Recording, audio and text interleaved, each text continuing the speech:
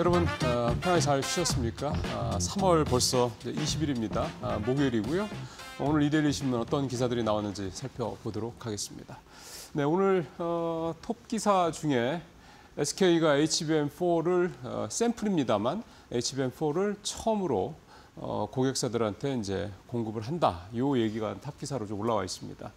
그다음에 이제 삼성 어제 주주총회 있었죠. 거기에서 나왔던 얘기 중에 이제 이번엔 실수가 없다. 그러니까 서로 이제 결국 HBM이 연결되는 고리가 되기 때문에 한 번은 우리가 좀 실수를 했는데 다시는 이제 이런 일은 반복되지 않겠다라는 걸 어제 주주총회에서 주주분들한테 상당히 좀 강하게 이제 뭐 어필을 했다, 그렇게 제안을 했다 얘기를 하더군요. 이제 그 얘기 잠시 후에 이제 말씀을 드리도록 하고요.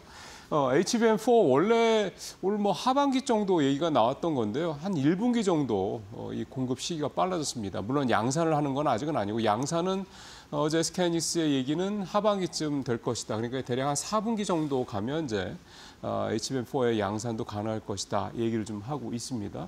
삼성전자가 아직 HBM3 이 좀 12단 엔비디아 공급이 아직 안 돼 있는 상태인데 이제 SK는 일찌감치 좀 앞서 나가고 있는 거죠. HBM4 12단에 이제 샘플 공급을 통해서 이제 샘플이 공급된다는 얘기의 의미는 현장에서 이게 이제 제대로 작동하느냐에 대한 인증 테스트를 한다는 이제 얘기가 되는 거거든요.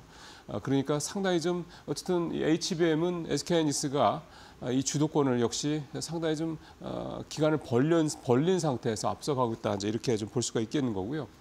아시다시피 어제죠. 어제 이제 GTC 2025에서 젠슨 황 CEO가 향후에 이제 차세대 AI 이 칩들, AI 반도체의 그 로드맵을 발표하지 않았습니까? 그래서 내년 하반기에 루빈, 그다음에 내후년에 루빈 울트라, 그 다음에 이제 새로운 이제 AI 칩 새로운 이름이 나왔죠. 파인먼 이렇게 좀 얘기를 했는데.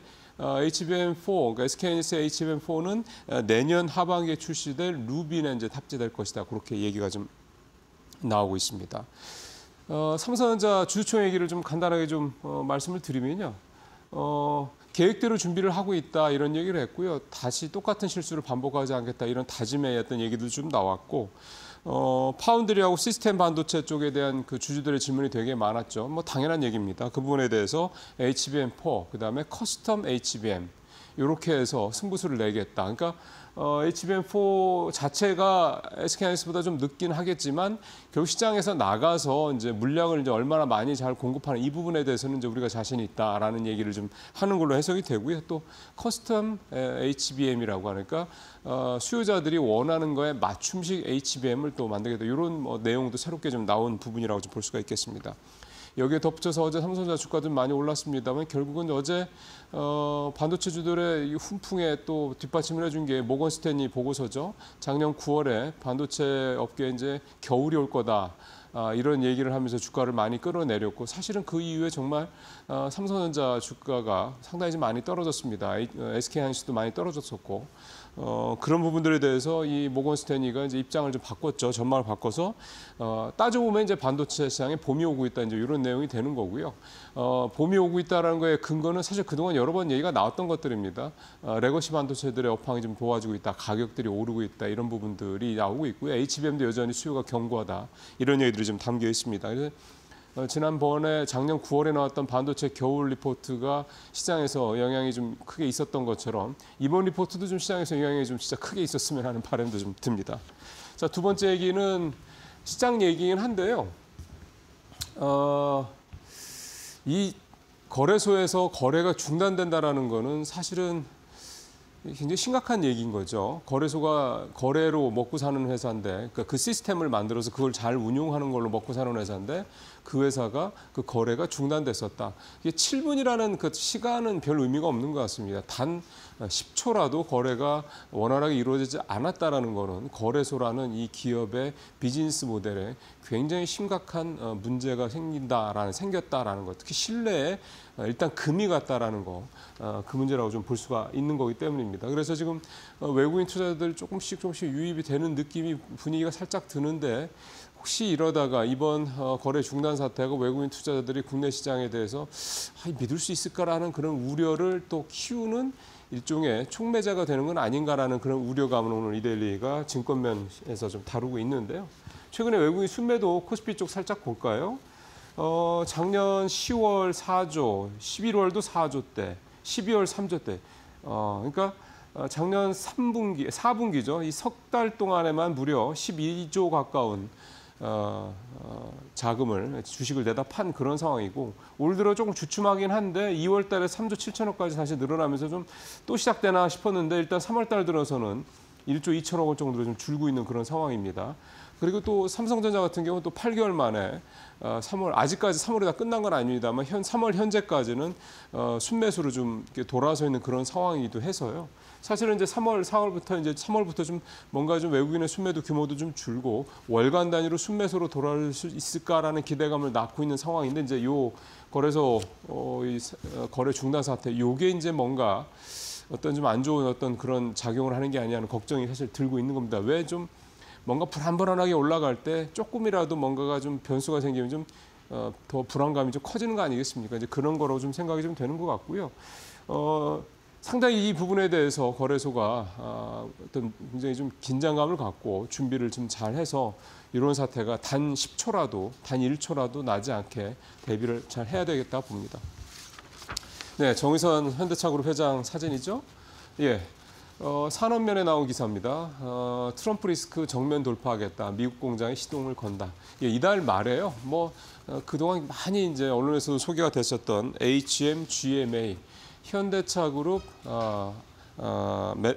메타플랜트 아메리카, 이름이 좀 깁니다. 이게 미국 조지아주에 짓고 있는 현대차 공장이죠.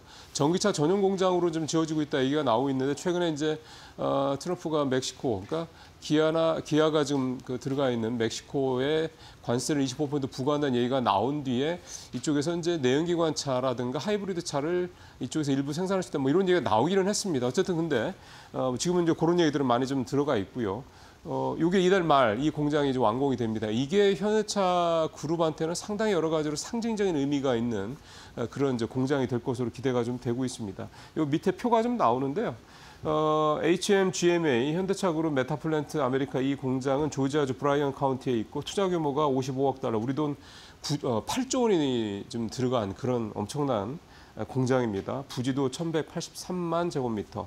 생산 규모는 연 30만 대라고 하는데 실제로는 연 50만 대까지 맥스로 만들어낼 수 있다 이렇게 얘기를 하고 있고, 밑에 보시는 것처럼 주로 이제 전기차들을 생산하는 이제 그런 공장으로 이렇게 만들어졌습니다.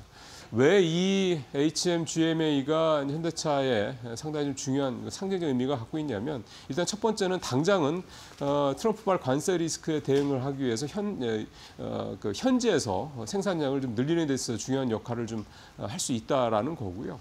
또 하나는 이게 이제 전기차 전용 공장이라는 측면에서 봤을 때 향후에 미국 시장, 그러니까 전 세계에서 가장 큰 자동차 시장인 미국 시장에서 전기차로 이제 트랜지션, 그러니까 이 전환이 어쨌든 일어날 거 아니겠습니까? 이거는 뭐 트럼프 대통령이 막는다고 될 문제는 아니고 뭐 시대의 흐름이니까요.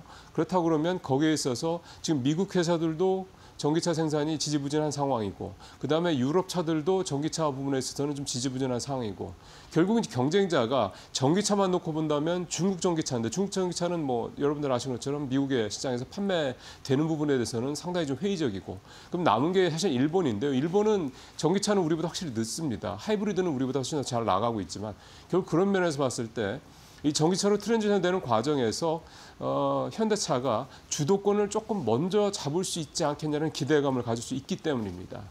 그래서 지금 앞으로 2, 3년, 3, 4년 요 기간, 그러니까 유럽이 지금 전기차 쪽으로 이제 다시 이제 투자라든가 이런 걸 좀 늘려가고 있는 상황인데, 이게 전기차가 전기차 차만 가지고 되는 게 아니라 배터리가 워낙 중요한 거기 때문에 배터리와 이 전기차 이런 모든 인프라를 다 갖추고 있는 우리가 북미 시장에서 이 전기차로 전환이 되는 과정에서 주도권을 줄 수 있는 기회가 되고 있다. 이거를 현대차 그룹이 읽고 이렇게 8조 원이나 돈을 투자를 해서 미국의 공장을 짓고 있다. 이게 단순히 뭐 트럼프 관세 리스크 일거의 회피 수단 이렇게만 볼 수 있는 문제가 아니라 훨씬 더 큰 그림을 현대차가 그리고 있다. 이렇게 좀 해석을 해 볼 수가 있기 때문에 중요한 의미가 있다라고 좀 보는 겁니다. 마지막 얘기 해보죠. 리치 얘기 좀 정말 오래간만에 해보겠습니다. 제가 지난번에 리치 얘기를 할 때 이게 작년 말이었던 걸로 기억이 되는데, 그때 이제 한국은행이 금리를 이제 인하했을 때입니다. 리치라는 이 부동산 투자 회사, 이게 주식시장에 상장이 되어 있는데, 이 리치가 금리 인하기에 이제 수익이 좀 나고 뭐 매수에도 좀 올라가는 그런 이제 대표적인 상품 중에 하나인데, 그래서 이제 올해 들어서도 한국은행이 금리 인하를 계속하겠다는 얘기를 했었기 때문에 리츠주들이 좀 괜찮고 또 주가도 좀 오르고 있는 모습을 좀 보였습니다. 또 부동산 경기도 이제 올해는 더 좋아지지 않겠냐 이런 기대감도 물론 있었고요. 근데 아주 큰 변수가 터진 거죠. 제목에서 보신 것처럼 홈플러스 사태가 벌어지면서 문제가 생긴 겁니다. 기본적으로 리츠 상품들은 임대료, 그러니까 어떤 건물 같은 거, 빌딩 같은 거를 이제 소유를 하고 그에서 나오는 임대료로 이제 수익을 내서 그걸 배당을 하는 형태가 되는데요. 홈플러스 사태가 벌어지는 다음에 홈플러스가 임대료를 제대로 지급 못하고 있는 게 현실화되다 보니까 이거 큰일 났다 싶은 생각이 들어서 외국인이나 기관 투자자들이 지금 리츠 종목에서 주식을 팔고 있는 그런 상황이 좀 벌어지고 있는 겁니다. 그렇기 때문에 리츠 주가가 좀 최근에 좀 내리고 있는데요.